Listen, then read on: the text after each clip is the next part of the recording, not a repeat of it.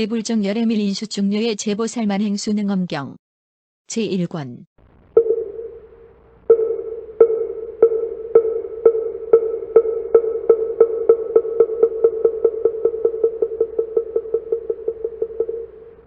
안하나 내가 밝힌 대로 눈과 색이 연이 되어 눈의 인식이 생긴다면 이 인식이 눈 때문에 생긴다 하여 눈의 경계라고 하겠느냐. 색 때문에 생긴다 하여 색의 경계라고 하겠느냐. 안하나 만일 이 인식이 눈 때문에 생긴다면 눈 자체에는 이미 색과 공이 없어서 분별할 수 없는데 너의 인식이 있다 한들 무엇을 상대로 작용하겠느냐. 또 너의 보는 작용은 푸르고 노랗고 붉고 흰 것이 아니니 표시할 길이 없는데 무엇으로 경계를 세우겠느냐. 만일 이 인식이 색 때문에 생긴다면 공하여 색이 없을 때에는 너의 인식도 마땅히 없어질 텐데 허공의 성질을 어떻게 알겠느냐. 만일 색이 변할 때 내가 색의 모양이 변천하는 상태를 안다면 너의 인식 자체는 변천한 일이 없는 것이니 경계를 무엇으로 세우겠느냐. 또 색의 변천을 따라 인식이 변천한다면 경계의 모양은 저절로 없어질 것이며 또 인식이 색을 따라 변천하지 않는다면 인식은 한결같으리라. 그러면 이미 색에서 생겼으니 마땅히 허공이 어디에 있는지를 알지 못하게 되리라. 만일 두 가지를 겸하여 눈과 색이 함께 눈의 인식을 낸다면 눈과 색이 합해져 있을 때는 인식이 자리할 중간이 없을 것이며 눈과 색이 떨어져 있을 때는 눈과 색의 양쪽으로 갈라서 합해야 한다. 그러면 자체의 성품이 어지럽게 뒤섞일 텐데 어떻게 경계를 이루겠느냐. 그러므로 마땅히 알라. 눈과 색이 연이 되어 눈의 인식 경계가 생긴다고 하나 세 곳은 전혀 있는 데가 없으니 눈과 색과 색 경계의 셋은 다 본래 인연도 아니고 자연도 아니고 열애장의 묘한 진여의 성품이니라. 또 내가 밝힌 대로 귀와 소리가 연이 되어 귀 인식이 생긴다면 이 인식이 귀 때문에 생긴다 하여 귀의 경계라고 하겠느냐. 소리 때문에 생긴다 하여 소리의 경계라고 하겠느냐. 안하나 만일 인식이 귀 때문에 생긴다면 소리의 움직임과 조용한 두 모양이 이미 앞에 나타나지 않았을 때는 귀에는 아는 작용이 성립되지 않는다. 분명 알 대상이 없으면 아는 작용도 오히려 성립될 수 없는데 인식은 어떤 모양이겠느냐. 만일 귀 듣는 작용을 취해서 인식이라 한다면 소리의 움직임과 조용함이 없기 때문에 듣는 작용도 성립될 수 없는데 어떻게 색과 향과 미와 촉이 사진으로 섞여 짜인 귀의 형체를 인식의 경계라고 하겠으며 귀의 인식 영역은 또 무엇으로 세우겠느냐. 만일 소리에서 생긴다면 인식이 소리 때문에 있으니 듣는 작용과 관계가 없으며 듣는 작용이 없으면 소리의 모양도 있는 자리가 없으리라. 인식이 소리에서 난다 하여 소리를 듣는 작용에 따라 소리 모양이 있다고 인정하면 듣는 작용은 마땅히 인식 자체를 들어야 하리라. 인식 자체를 듣지 못한다면 소리의 경계가 아니며 인식 자체를 듣는다면 소리와 똑같아서 인식 자체가 이미 듣는 대상이 되었으니 무엇이 인식 자체를 듣는 줄 알겠느냐. 만일 아는 작용이 없다면 결국 초목과 같으니 당연히 소리와 듣는 작용이 섞여서 중간에 경계가 성립되지 않으리라. 경계에 중간 자리가 없으면 안팎의 모양은 무엇으로 성립되겠느냐. 그러므로 마땅히 알라. 귀와 소리가 연이 되어 귀 인식 경계가 생긴다고 하나 세 곳은 전혀 있는 데가 없으니 귀와 소리 경계의 셋은 본래 인연도 아니고 자연도 아니고 열애장의 묘한 진여의 성품이니라. 안하나 또 내가 밝힌 대로 코와 냄새가 연이 되어 코의 인식이 생긴다면 이 인식은 코 때문에 생긴다 하여 코의 경계라고 하겠느냐. 냄새 때문에 생긴다 하여 냄새의 경계라고 하겠느냐.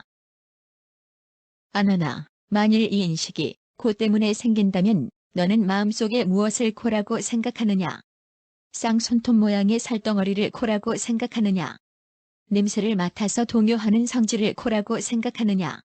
만일 살덩어리를 가지고 코라고 한다면 살덩어리는 몸이고 몸에 아는 작용은 촉감이니 몸이라면 코가 아니며 촉감이라면 경계이니라. 그러면 코는 오히려 이름이 없을 텐데 어떻게 경계를 세우겠느냐. 만일 냄새 맡는 작용을 가지고 코라고 한다면 너는 마음속으로 무엇이 맡는다고 생각하느냐. 살덩어리가 맞는다고 한다면 살덩어리에 맞는 작용은 원래 촉감이지 코가 아니며 허공이 맞는다고 한다면 허공이 제 스스로 맞는 것이니 살덩어리는 마땅히 느끼지 못해야 하며 허공이 맞는다면 마땅히 허공이 바로 내가 되고 내 몸은 알지 못해야 하며 지금의 안한도 마땅히 존재하지 않아야 한다. 냄새 자체가 맞는다고 하면 맞는 작용은 저절로 냄새 자체에 속하는데 너와 무슨 상관이냐.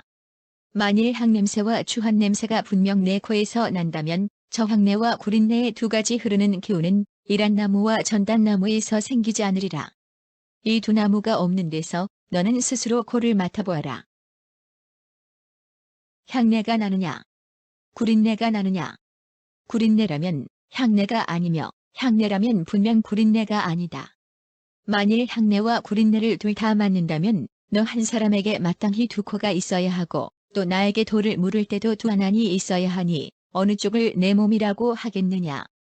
만일 코가 하나라면 향내와 구린내의 둘은 구분되지 않아서 구린내가 이미 향내가 되고 향내가 또 구린내가 되어 두 성질이 있지 않을 텐데 경계를 무엇으로 세우겠느냐.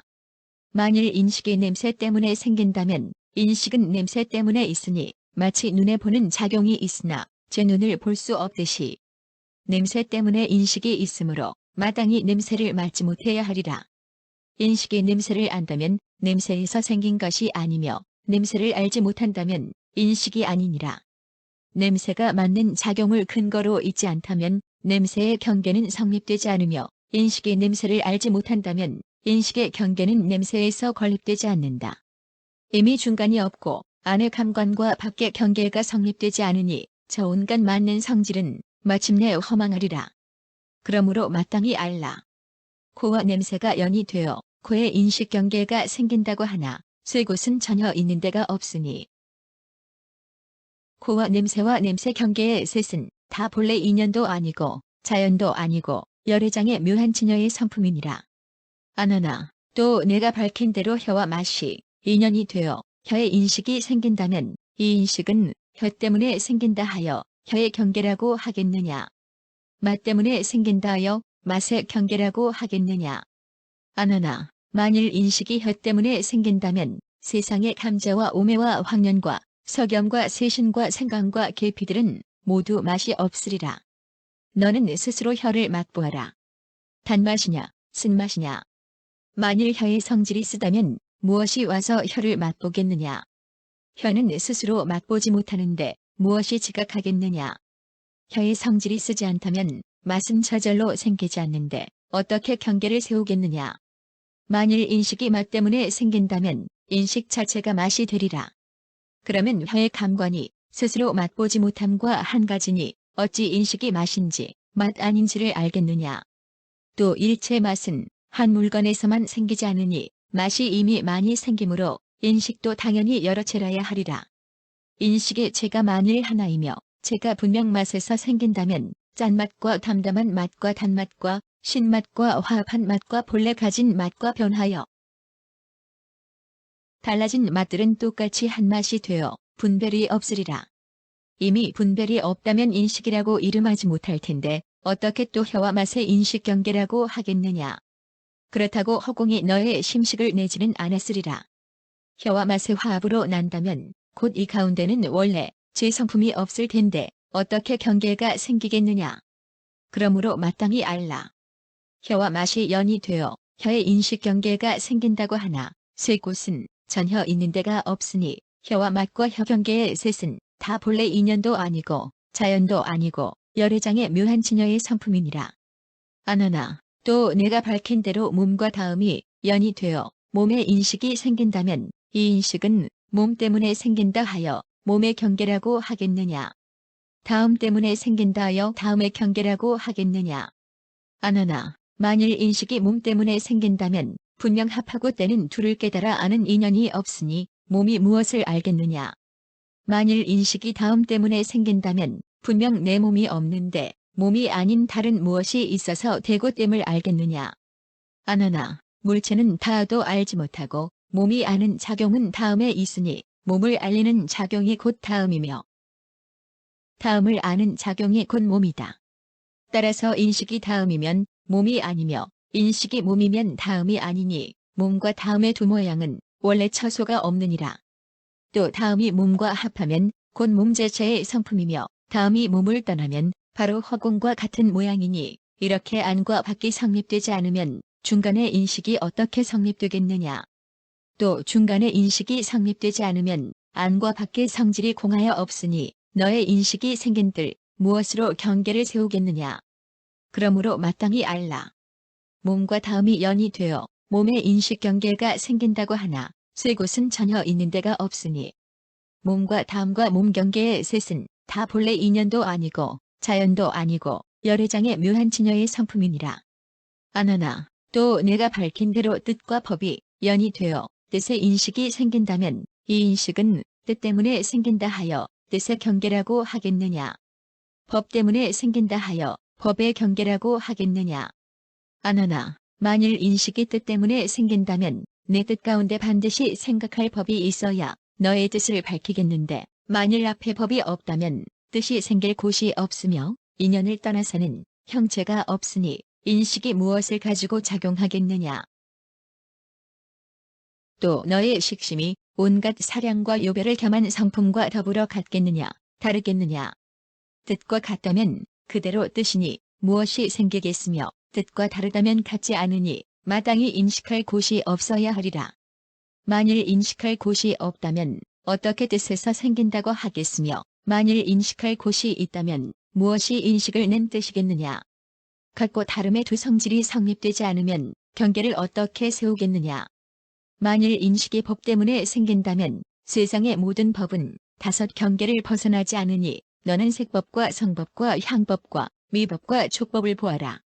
모양이 분명하여 제각기 다섯 감관을 상대할 뿐 뜻이 거두는 법이 아니다. 너의 인식이 결코 법을 의지하여 생긴다면 너는 이제 자세히 살펴보아라. 법 경계의 법은 어떤 모양이냐. 만일 색과 공과 움직이고 고요함과 통하고 막힘과 합하고 땜과 생기고 사라짐을 떠난다면 이 온갖 모양을 벗어나서는 끝내 얻을 것이 없느니라. 생긴다면 색과 공의 온갖 법이 생기고 멸한다면 색과 공의 온갖 법이 멸할 뿐이다. 이미 원인할 곳이 없는데 원인이 생겨 인식이 있다면 어떤 형상이 되겠으며 형상이 없다면 경계가 어떻게 생기겠느냐. 그러므로 마땅히 알라.